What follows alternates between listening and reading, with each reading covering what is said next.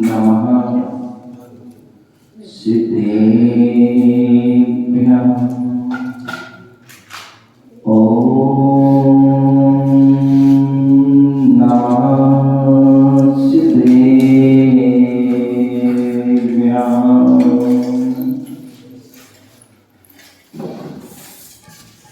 यहाँ पर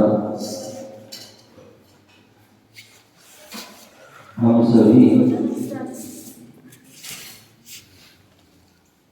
भगवान के दर्शन के लिए आते हैं, गुरुओं के दर्शन के लिए आते हैं। तो किस लिए आते हैं? अपने कर्मों को क्षय करने के लिए। किस लिए आते हैं? अपने कर्मों को क्षय करने के लिए आते हैं। अपने पापों को क्षय करने के लिए आते हैं। और ये दर्शन का भी फल यही कहा गया है, दर्शनम देव देवस्य दर्शनम पापनाशनम, दर्शनम पापनाशनम, दर्शनम सर्वसोपानम, दर्शनम स्वर्गसोपानम, दर्शनम दर्शनम मोक्ष मार्गम साधनम। दर्शनम देव देवस्य, बोले हम देव देवस्य, देवादि देव के हम दर्शन के लिए आते हैं। और जो भगवान के दर्शन के लिए भाव से आता है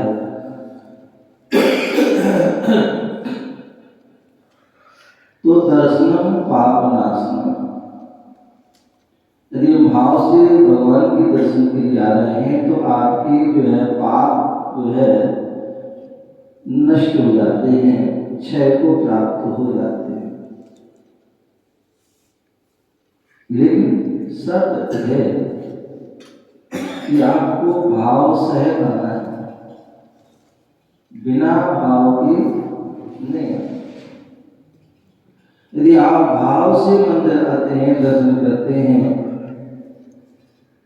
तो निश्चित ही आपके पाप जो है क्षय को प्राप्त होंगे। और उसका जो श्रेष्ठ फल है दर्शनम स्वर्ग सोपानम, दर्शन जो है जिन भगवान के दर्शन से हमें स्वर्ग की सोपान, स्वर्ग की सीढ़ी में प्राप्त होती है, स्वर्ग का स्थान हमें प्राप्त होता है।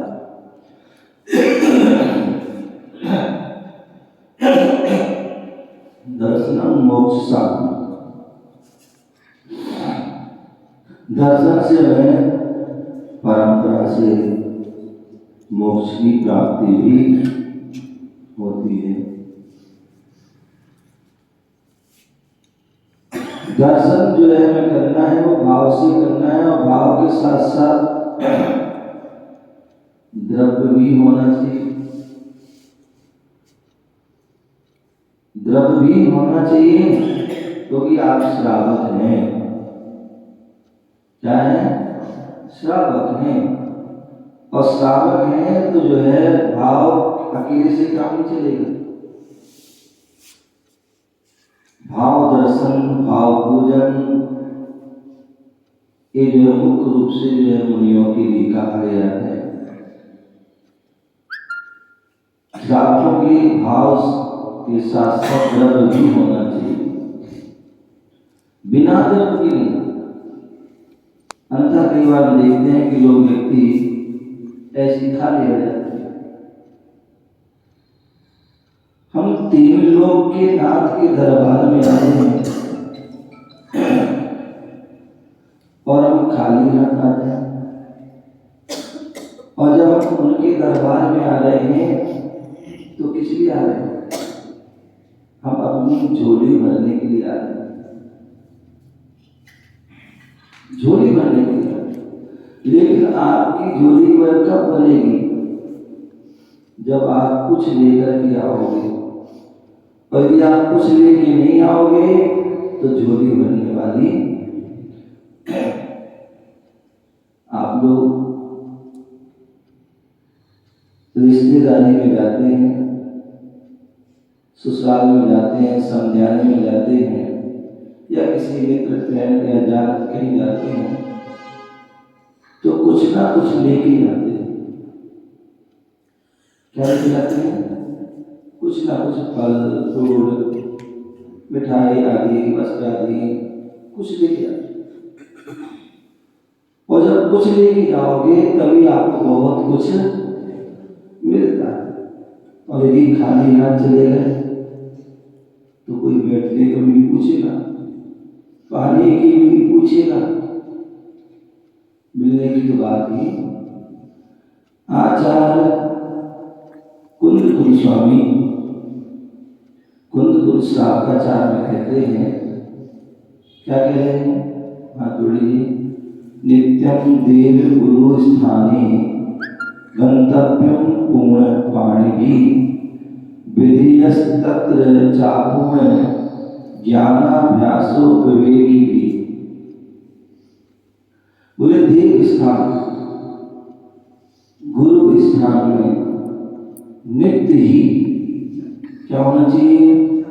पूर्ण पाणी। जो क्या है?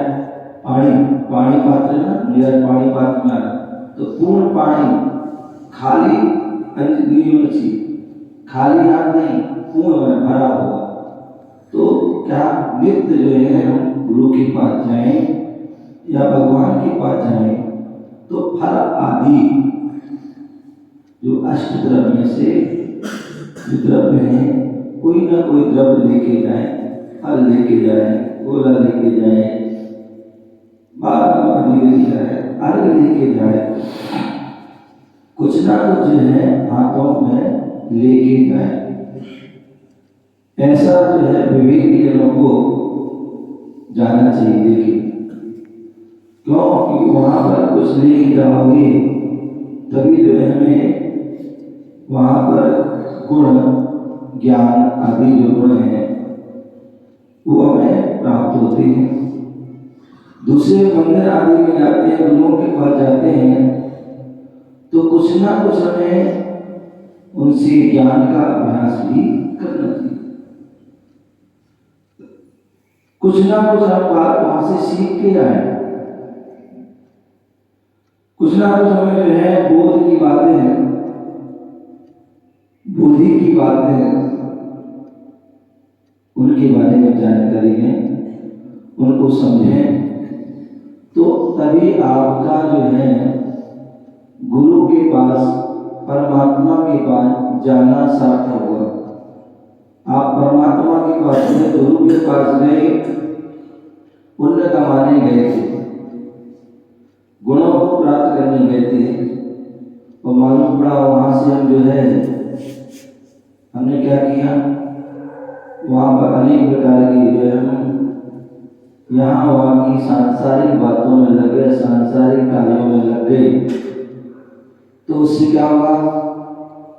वह संसार संबंधी जो आश्रव आदि ही, पाप आदि ही आपको प्राप्त होंगे। तो इसलिए मंदिर आदि आते गुरु के पास कुछ ना कुछ लेके, खाली आदि कुछ ना कुछ फल आदि लेके आए तो आपको वहां से भी बहुत कुछ मिलेगा। आप देखते हैं पहले जो है कोई व्यक्ति राजा के पास जाता है, राजा के पास जा रहा है तो किस लिए जा रहा है? वह कुछ पाने के लिए जा रहा है, बहुत कुछ पाने के लिए जा रहा है। और जब बहुत कुछ पाने के लिए जाता है तो कुछ लेके भी जाना पड़ता है। जब राजा महाराजा के पास हम कुछ भेंट लेके जाते हैं तभी हमारी राजा से भेंट हो पाती है, अन्यथा बाहर से ही आपको भगा का। एक कहावत है, गिफ्ट दो और लिफ्ट लो, बिना गिफ्ट के लिफ्ट नहीं मिलती।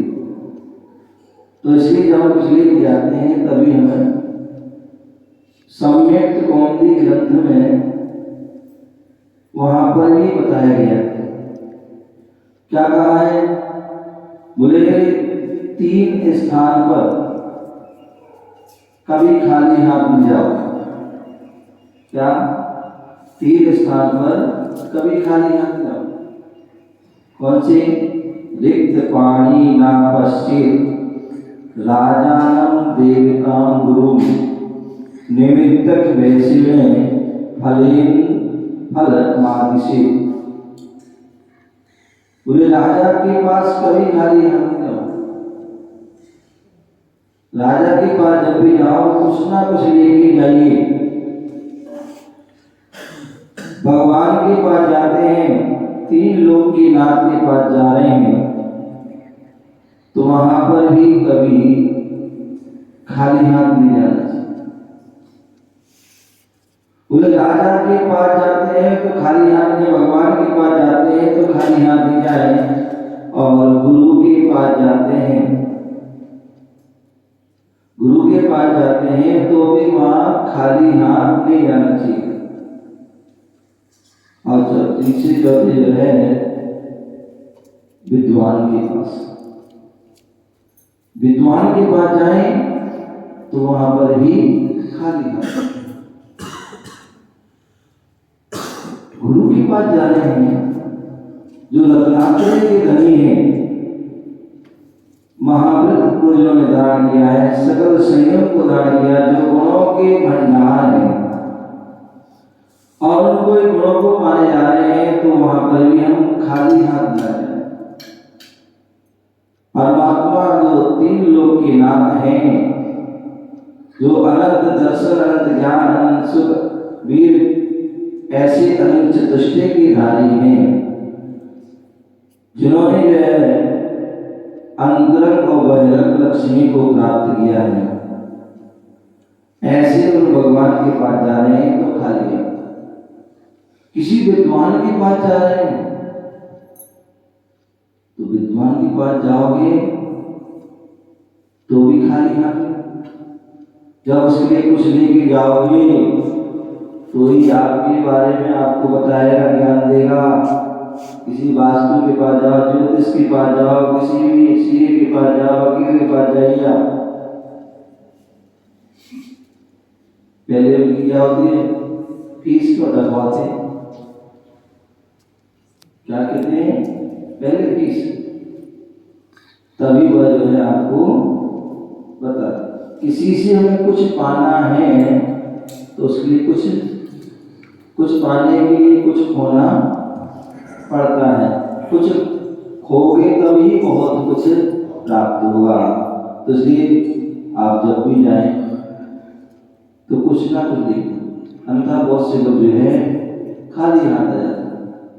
कई बार देखते हैं खाली हाथ से आ गए, उठाई मंदिर की तरफ और मंदिर में चढ़ा दी, तो उससे आपको क्या लाभ मिलेगा? आपको कुछ भी लाभ मिलने वाला नहीं, क्योंकि आपने अपना कुछ चढ़ाया नहीं। जब आप अपना कुछ चढ़ाएंगे, एक बार की घटना याद आती है, घटना कहानी है। एक पुजारी थे और वो मंदिर में शिवालय था, वहां पर डेली जो है जल चढ़ाते गए, पत्ती चढ़ाते गए, दूध चढ़ाते गए, वो चढ़ाते, और कई वर्षों से चढ़ा, लेकिन फिर भी भगवान प्रकट नहीं हुए, फिर भी शिव जी प्रकट नहीं हुए। एक दिन जो है एक चोर आया और जो शिवजी देव की जो है पिंडी के ऊपर छत्र लगा था, और उस छत्र को निकालने के लिए उसने बहुत प्रयास किया कि निकाल लें, लेकिन निकाल नहीं पा रहा। उसने बहुत अनुक्रम किया, बहुत उसने अपनी युक्ति लगाई, लेकिन अंत में उसने आव देखा न ताव देखा, वो तो पिंडी पे चढ़ गया और छत्र निकाल लिया। जैसी वह पिंडी पे चढ़ा उसको वो निकाला, तो बोले क्या बात है, शिव जी प्रकट हो गए। अब तो जो है पुजारी बड़ा हो गया, उसको गुस्सा आ गया कि मैं इतने दिन से इनकी जो है जल चढ़ा रहा हूँ, पूजा चढ़ा रहा हूँ, पुष्प चढ़ा रहा हूँ, पत्ते चढ़ा रहा हूँ, ये लड्डू चढ़ा रहा हूँ, ये कर रहा हूँ, वो कर रहा हूँ, और फिर भी शिव जी प्रकट नहीं हुई। और एक चोर जो है आया और जो है पूरे पिंडी पे चढ़ गया और प्रकट हो गए। तो बड़े उसके मन में विकल्प। जब उन्होंने शिव जी ने देखा उनको कि भाई इसके पुजारी कुछ मन में कुछ चल रहा है, पूछा कि भाई क्या हो गया, उदास सा नजर आ रहा है, कुछ विकल्प है मन में, कोई बता पूछ, कोई बात नहीं बताओ। अभी तक तो बोलते थे श्राप जो है उनमें जो है ये राग देश होता है, तुम्हारे अंदर भी राग दोष। मैं इतने दिन से जो है पूजा कर रहा हूँ, इतने दिन से मैं जो है कोई पुष्प जल वो चढ़ा रहा हूँ, सब कुछ कर रहा हूँ, तब तो प्रकट हुई। और आज चोर आया और जो है तुम्हारी चंडी भी चढ़ गया और तुम प्रकट हो गए। यही तो बात है पुजारी जी, बोले तुम अभी तक तो जल चढ़ा रहे थे, पुष्प चढ़ा रहे थे, फूल चढ़ा रहे थे, चढ़ा रहे थे, लेकिन ये तो स्वयं चढ़ गया है। बोले स्वयं चढ़ गया तो मैं प्रकट नहीं हूं तो क्या करूं। कहने का तात्पर्य की जो है हम बाहरी वस्तु भी हम चढ़ाते रहते हैं, लेकिन स्वयं समर्पित ना हो तो उसका जो है कोई फल मिलने वाला नहीं है।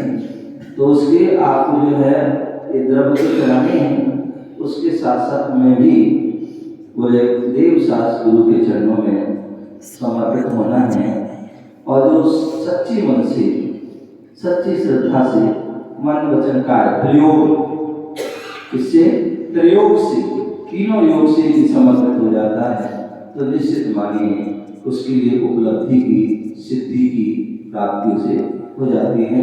हम सभी अपने जीवन में तो यही बात ध्यान रखना है कि कभी भी जो है परमात्मा गुरु आदि के पास हम खाली हाथ ना जाए, कुछ ना कुछ जरूर लेके जाए। आपको पता होगा देवपद घ्योपद दोनों भाई गरीब थे और किसी सेठ के साथ उसके सेठ जी जा रहे थे शिखर जी की वंदना के लिए, तो उनकी इच्छा हुई कि मैं भी शिखर जी जाना चाहता हूँ। सेठ जी से कहा मैं आपके साथ चलूँ, आपका जो है काम आदि कर दूंगा, रास्ते में आपको जरूरत पड़ेगी, मैं भी शिखर वहाँ दोनों काम हो जाए। ठीक है। और उनके पास कुछ भी नहीं था, लोग सेठ तो सेठ थे, वो तो अपने अच्छी अच्छी द्रव्य चढ़ा रहे थे, लेकिन वो बेचारे और गरीब थे, कुछ भी नहीं था। तो उनके पास मक्का के दाने थे और उनके पास वैसे टाइम नहीं था शेर जी बंदा करने जाए, वो अपने खाना बनाए, ये करना वो करना। तो क्या करते वो पहले से ही सुबह सुबह जल्दी जाए और जो है वहाँ के जो है दर्शन करने से करके चले आए और अपनी मक्का के दाने चढ़ा के, और जैसे चढ़ा के आए जब सेठ जी लोग जाए तो देखते कि वो तो मक्का के दाने क्या वो तो मोती बन गए। ऐसा कौन सा सेठ आ गया, कौन सा आ रहा है कि जो है मोती चढ़ाना है। बाद में एक दिन दो दिन तीन दिन आदि जब पता पड़ा जो है खोज किया तो वो तो सबसे पहले जाते हैं तो मोती का कैसे है पूछा गया वैसे सुबह सुबह यात्रा में जाते हो, बोले जाते तो है, तो क्या चढ़ाते हो, मक्का के दाने चढ़ाते हैं। तो उन्हें विश्वास नहीं हुआ, मक्का मिलते तो मोती। एक दिन उन्होंने जो है छुप के देखा तो क्या होगा, उन्होंने वही अपनी मक्का के दाने चढ़ाए, लेकिन चढ़ाने वाले के वही मोती। तो कहने का तात्पर्य भक्ति भाव से हम कोई भी चीज चढ़ाते हैं तो उस अच्छी भाव से चढ़ाते हैं तो उसका जो है श्रेष्ठ फल मिलता है। तो कहने का तात्पर्य कि हम भगवान के दरबार में गुरु के पास आए तो खाली हाथ ना आए। यदि खाली हाथ आओगे तो खाली हाथ जाओगे, और मुट्ठी भर के लाओगे तो झोली भर के लाओगे। ओम नमः शिवाय।